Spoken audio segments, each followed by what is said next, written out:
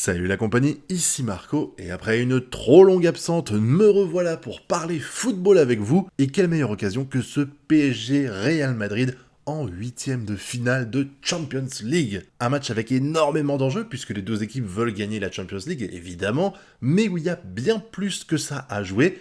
Premièrement, évidemment, l'histoire avec Mbappé, partira pas. En ce moment, il y a un peu de friction entre les deux clubs à cause de ça. Et le deuxième, c'est la tentative ratée de Pérez de créer une sorte de Super League. Et de l'autre côté, Nasser qui est farouchement opposé à ça. Il a dit en interview récemment, encore une fois, que pour lui, le football, ça doit être quelque chose qui peut permettre à tout le monde d'avoir l'opportunité de monter, de gagner et tout. Et l'idée de Pérez de faire une Super League avec les gros clubs qui peuvent pas descendre de division et tout, en gros, un éternel classement de 20 clubs européens qui bougeront quasiment jamais.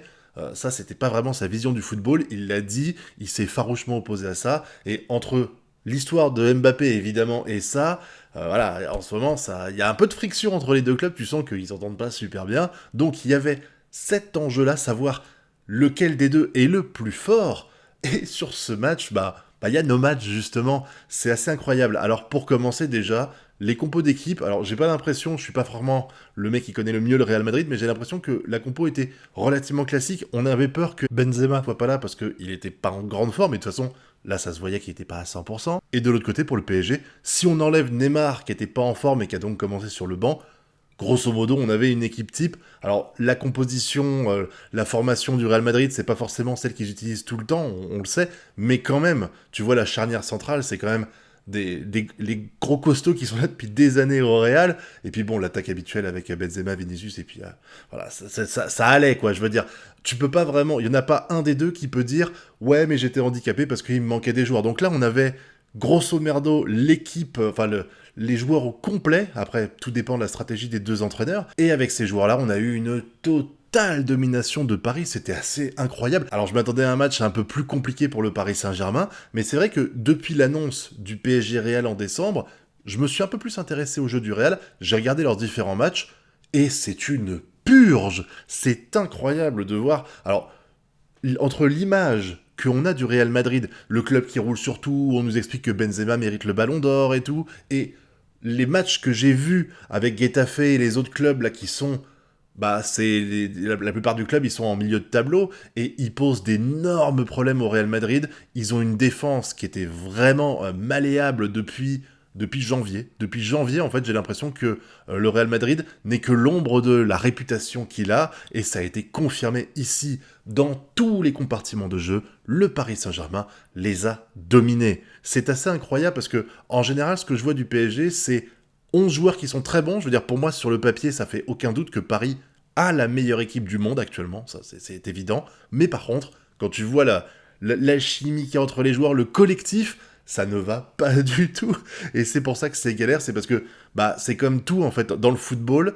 C'est pas parce que tu mets les meilleurs joueurs du monde ensemble que ça veut dire que tu vas avoir la meilleure équipe. Il y a besoin d'alchimie, il y a besoin de gérer les égos, les tensions, etc.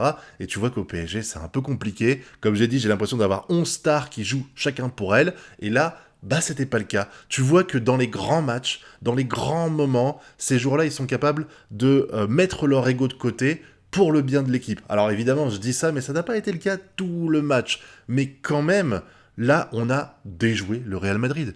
On a déjoué, et je vais être honnête avec vous, quand on voit le résultat final, le 1-0, je sais qu'il y a beaucoup de supporters du Paris Saint-Germain qui étaient satisfaits. Moi, je suis hyper déçu. Parce que là, t'es censé en planter minimum 3. Le Real a été hyper chanceux de sortir du stade avec un seul but pris. Alors je sais qu'ils vont dire, ouais, c'est frustrant, on a pris un but à la dernière minute, mais ce qui est surtout frustrant, c'est pour le Paris Saint-Germain de ne pas en avoir mis plus. Déjà, à la 17e minute, quand Mbappé est tout seul dans la surface, le défenseur est totalement largué, et le mec lui fait une belle poussette, mais bien violente. Je comprends même pas comment l'arbitre ne peut ne pas siffler penalty là-dessus, sous prétexte, à mon avis, que Mbappé a continué son action. Il aurait pas dû. Il aurait dû faire comme les autres joueurs en général, simuler, et voilà, c'était plié. Le penalty raté de Messi, je reviendrai dessus, parce que il y a des choses assez incroyables avec Messi qui se sont passées dans ce match-là. Et puis évidemment, le but d'Mbappé magnifique où il passe entre les deux joueurs là. Encore une fois, énorme erreur de la défense. C'est pas, tu dois faire front. Les deux joueurs devaient limite être collés pour empêcher Mbappé de passer, mais non, les mecs vas-y, fais-toi plaisir, Mbappé, il passe. Bon, c'était un peu improbable, tu te doutais que 99% des joueurs auraient pas mis un but comme ça, mais là, Mbappé, c'est pas les 99%, c'est le 1% de l'élite du football, et lui, bah, il passe, il tire et il marque. C'est tout. Et je vais vous répéter ce que je dis toujours, mais pour moi, les attaquants gagnent les matchs et les défenseurs gagnent les trophées. Et là, bon, bah, les défenseurs, c'est un petit peu exagéré, mais la charnière défensive tenue par Marquinhos, super haut, en plus j'ai l'impression que le Paris Saint-Germain a joué très haut par rapport à d'habitude. Ils ont piégé les attaquants du Real Madrid. Benzema a été muselé, on l'a pas vu du match, alors je sais qu'il n'était pas à 100%, mais je crois qu'il n'y a pas eu un seul tir dans la surface. Le seul tir qu'il y a eu véritablement, il était au moins à 10 mètres de distance de la surface. Tu sens que le Real Madrid était frustré et qu'il n'arrivait à rien dans ce match. Ça a été impressionnant de voir le niveau de jeu de l'équipe parisienne et le milieu de terrain. Il a dominé. C'est pour moi la clé de ce match et cette victoire, c'est lié au milieu de terrain. Parce que à chaque fois que les Parisiens rataient une action et que derrière le Real essayait de repartir, t'avais toujours un Verratti, t'avais toujours un Gay, t'avais toujours des joueurs pour empêcher le ballon de partir. C'était assez fou de voir ça, de voir que le PSG a levé son niveau de jeu par rapport à ce qu'ils font d'habitude. Et ça, je le dis souvent, mais pour moi, on le doit à Verratti.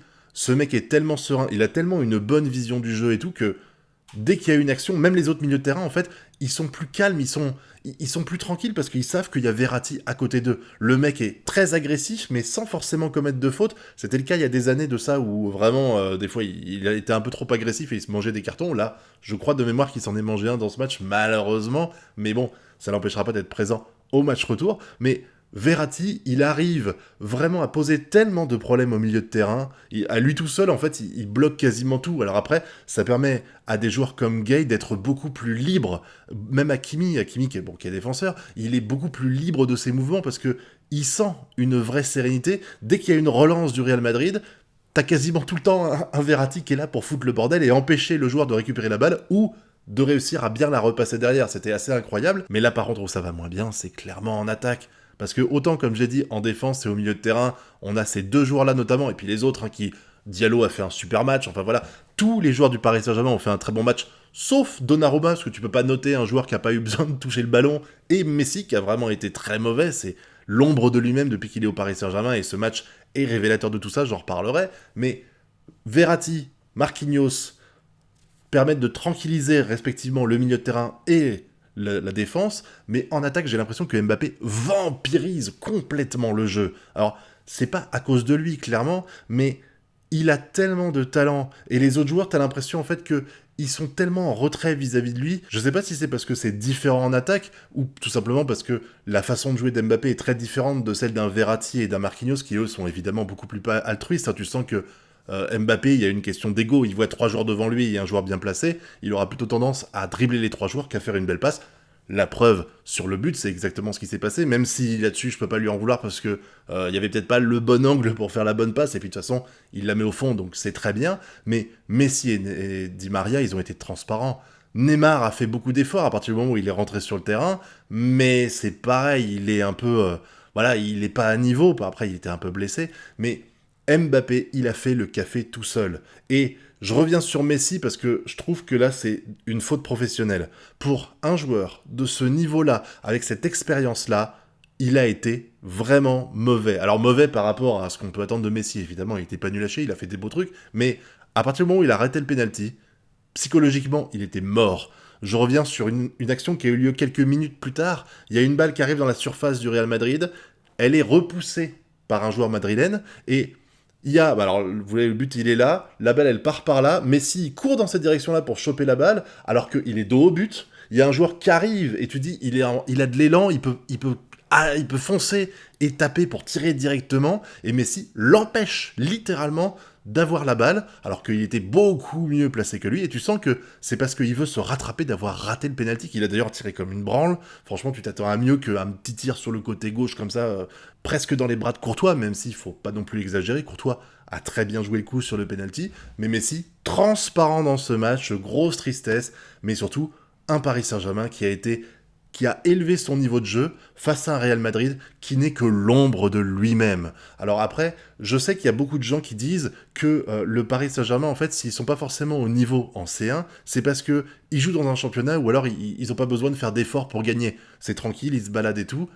J'ai envie de dire, ça se passe comment au Real Madrid en Liga ? Sincèrement, alors, dites-moi en commentaire ce que vous en pensez, je sais qu'il y a beaucoup de gens qui vont pas être d'accord, mais aujourd'hui, je n'ai pas le sentiment que la Liga domine complètement la Ligue 1. Je dis pas que la Ligue 1 est supérieure, je dis juste que les deux championnats, pour moi, sont quasiment au même niveau. Le Barça n'est que l'ombre de lui-même, je trouve que l'Atlético Madrid est bien moins fort qu'avant, pareil pour Séville, là où actuellement, le Real Madrid, il gagne en championnat, non pas parce qu'il est excellent, mais parce que les autres équipes ont largement baissé leur niveau. Est-ce que vous trouvez que le Real qu'on a cette année est meilleur que celui de l'an dernier? Moi, pas du tout. Et pourtant, le Real de l'an dernier, il n'a pas fini premier, et là, le Real de cette année, il a 4 points d'avance sur le deuxième. Et en plus de ça, quand on voit les performances qu'ils ont fait ces dernières semaines, eh ben c'est pas surprenant de les voir perdre 1-0 face à Paris. Non, je retire ce que j'ai dit, c'est surprenant de ne les voir perdre que 1-0 face au Paris Saint-Germain. Bon, par contre, gagner que 1-0, je trouve que c'est pas une super marge pour être serein avec le match retour à Bernabeu. Même si il va manquer Mendy, qui est suspendu, il va manquer Casemiro aussi, ça va leur faire énormément de mal. Et puis d'ici là, par contre, t'as Benzema qui sera plus en forme, mais t'as aussi Neymar, qui normalement devrait être bien plus en forme. Donc j'ai hâte de voir ce match retour. Je pense que là, Paris a pris une grosse option pour se qualifier, surtout si le Real Madrid joue de cette façon-là, même si j'ai un petit peu peur qu'ils soient beaucoup moins passifs au match retour, parce qu'ils sont obligés de prendre des risques, mais qui dit prendre des risques, dit aussi beaucoup plus d'opportunités pour Mbappé, qui aime beaucoup les contre-attaques, et qui va avoir, à mon avis, un peu plus de champ libre pour exprimer son plein potentiel. Donc n'hésitez pas à me dire ce que vous avez pensé de ce match-là, les tops, les flops, qu'est-ce que vous pensez? Est-ce que vous croyez qu'au match retour, le Paris Saint-Germain va se qualifier? J'attends que vous me disiez tout ça dans la zone commentaire, et puis vous connaissez la chanson, le pouce bleu, l'abonnement et le partage. Nous on se retrouve bientôt pour de prochaines vidéos, et d'ici là, je vous souhaite de bien kiffer. Tchuss!